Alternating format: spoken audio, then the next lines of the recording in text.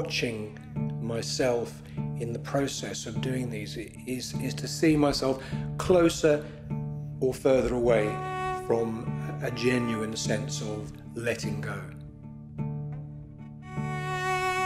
As my intention, and then at a more authentic moment there is a sense of getting out of the way.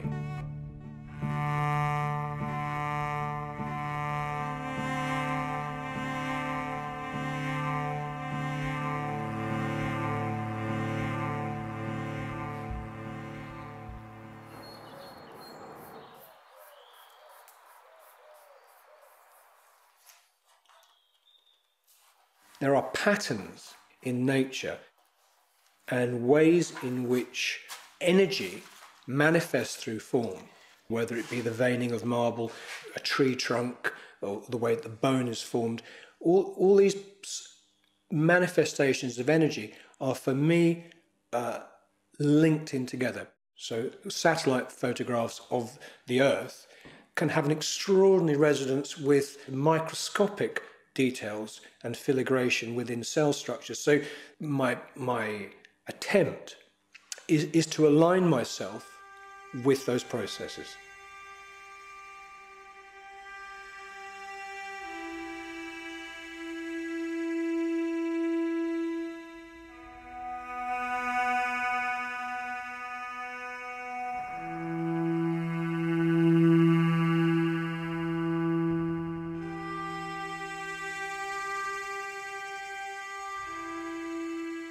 Those principles, those energy patterns, are evidenced in the painting as a form of mini geology. And that's something that occurs through return.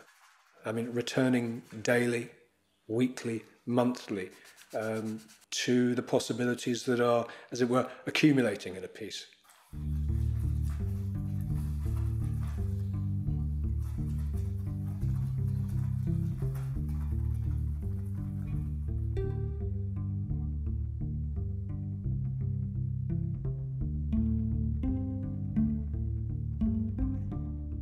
Starting points are always difficult to describe. They're really no more than impulses. It's not too laboured, it's not too prefigured, it's making a first impression, a first intervention. And from that, for me, begins the journey of what next.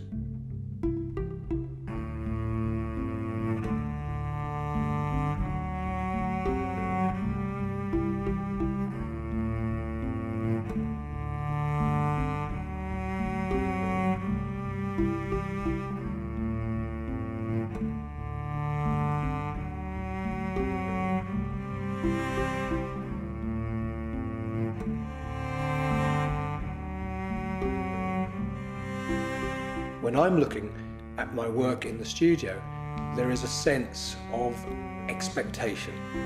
The painting's possibilities and my possibilities are sort of moving together. I'm looking at a painting that is propped up on the wall, and I'm going through that same process as I would be if daily I took myself to a hilltop and looked at the same scene day after day, just receiving the impression of the landscape. Much of the creative process is focused in that kind of looking.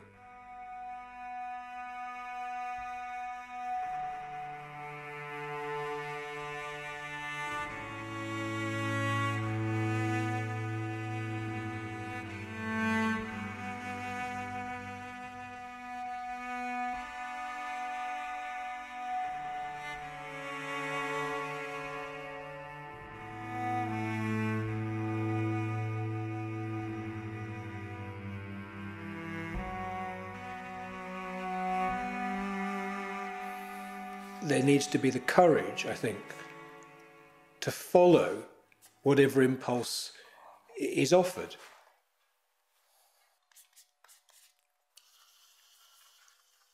Sometimes even the change of light in the studio or a shadow cast will fall on the painting in such a way as to suggest something. It can suggest itself as paint applied, it can suggest itself as gold leaf applied, it can suggest itself as brushwork, scraping, sanding, and I act on the suggestion quickly to try and give that some expression or give that some life, because the thing is fugitive.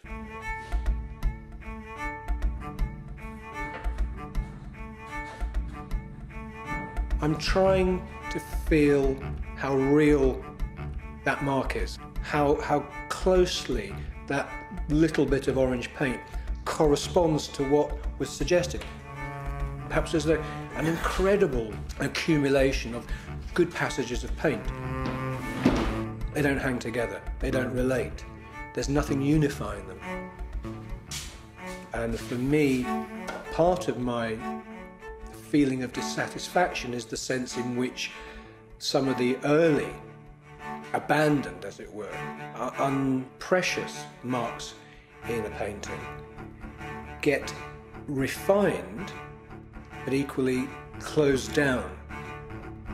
Some life goes out of the piece.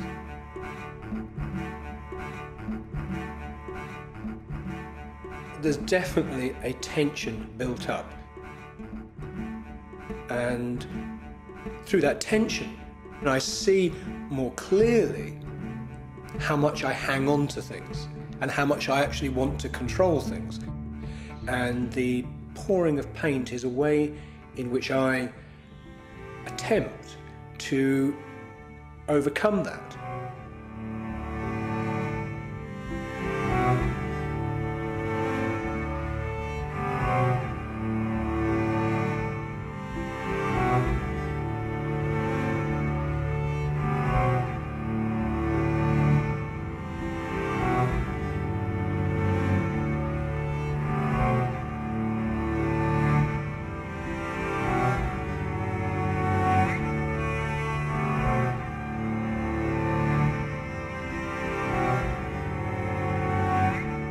Suddenly, an act like that can disrupt everything.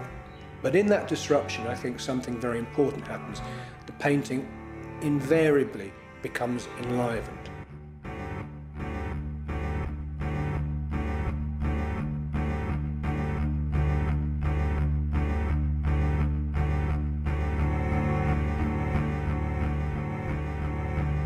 I have some control, some skill in making certain decisions, but at some point I have to walk away and it has to do what it does. My only part in that process is the intention to allow it to happen. And for me it's a very uncomfortable place.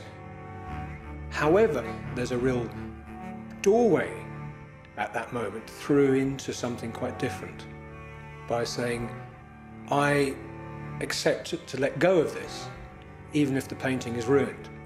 And it never is ruined, because actually letting go of that is always what offers more possibilities. My place in this is just beginning, but it's alive, and it's the most alive thing in the painting, is how to say, I will be open to really letting this be what it can be.